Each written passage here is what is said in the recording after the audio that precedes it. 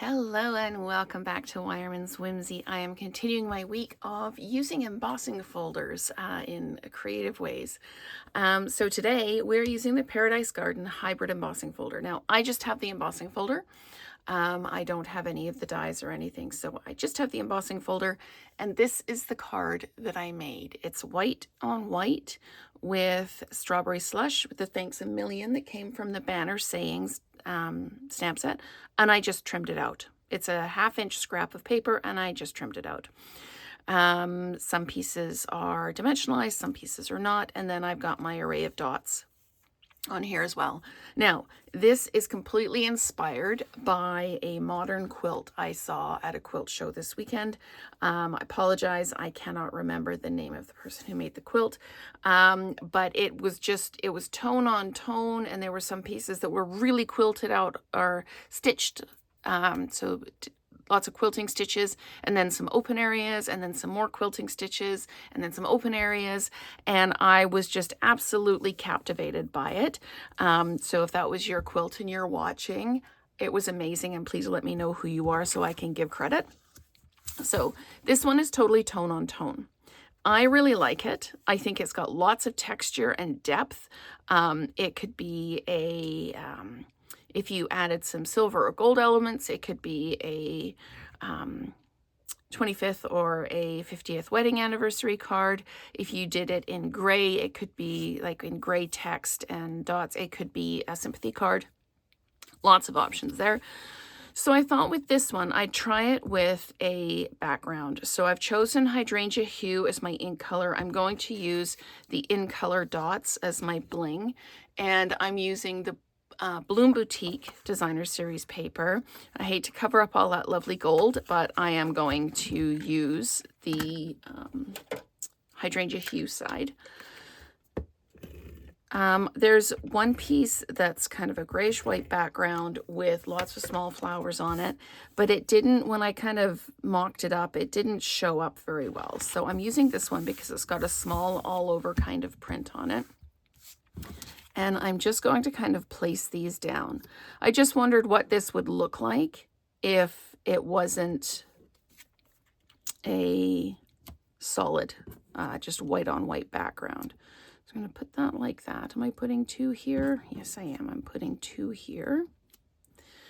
And then this one's going to go here like this. And then we'll zap that one up and then one up over there. Okay. So I have to mock it out because otherwise I'll get lost and I'll end up painting myself into a corner and not having anywhere to go.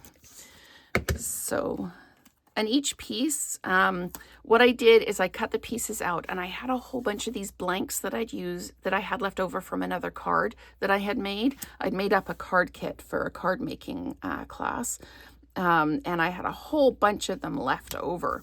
So I've just been using those up. And what's interesting is I was really careful about how I cut out my pieces. So I have all these little frames, which is now giving me an inspiration for another card. So you might see those little frames again. So I'm just going to adhere these down, kind of leaving similar margins. And I'm just going to pop this down. I'm trying not to be too kind of consistent. I'm trying not to match up any corners.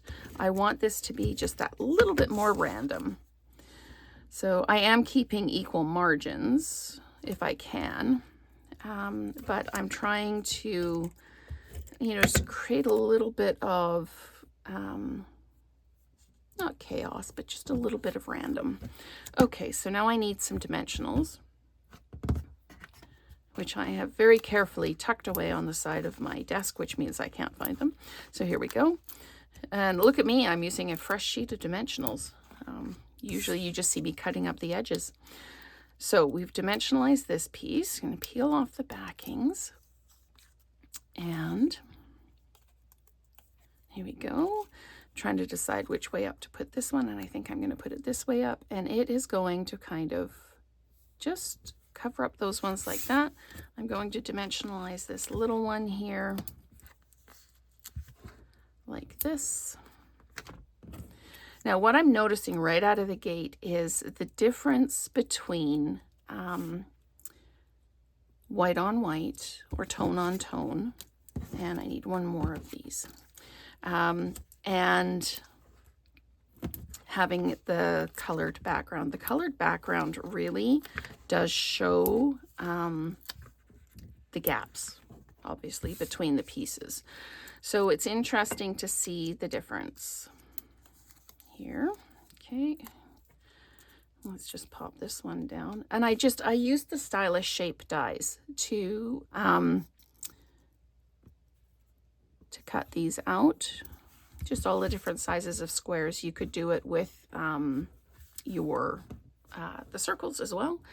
And you could use, if you wanted to, you could use the stylish shapes die to cut out the greeting. The long skinny banner one would do it. Now I just need to decide where I'm going to put this greeting. And I want it to overlap. I want there to be some overlap on this one too. And I think I'm just trying to decide whether I should put it here or put it over here. And I think I am going to put it over here. I'm just looking at the balance of the card, and I've kind of got a lot over here, so I'm going to add another element over here. As you can see, I've got this piece raised, but on this side I only have this piece raised. So if I put this over here, it adds another element that is raised. Now, because this is already raised and this is not, I'm going to put a dimensional on this side and just some adhesive on this side. Otherwise, the middle will stand up too high. It'll be double dimensionalized. Okay, so there we go. So let's peel the back off this one like this. And I'm going to kind of offset it a little bit, just so that it's that, again, that little bit more random. I'm just going to make sure I'm straight, and I am.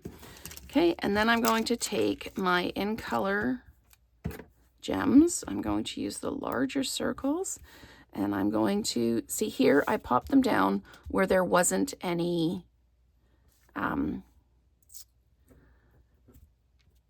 layering. So just on the plain flat surface here, because I will lose the dots in the background, I'm going to put them on my embossed pieces. Now, we also have the option, where are they? Can I reach them quickly here? Probably not. I've got these ones as well. So if you wanted to go with white and you had these, you could probably use antique pearl, but you could also use these ones.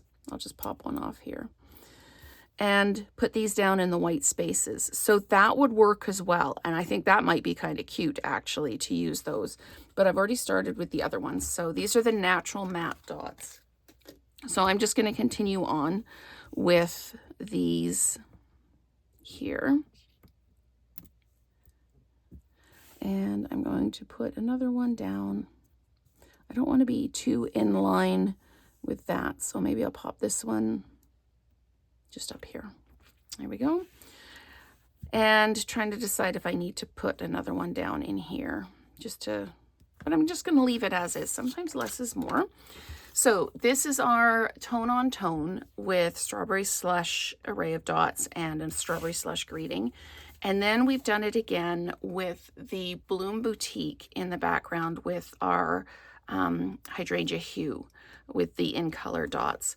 So let me know which one you prefer. And I really can't decide. I love this color in behind. Again, it's really reminiscent of quilting fabric, just that little bit in behind. But you let me know, which one do you prefer, the tone on tone or the DSP in the background? And thank you so much for watching, and let's create together again soon.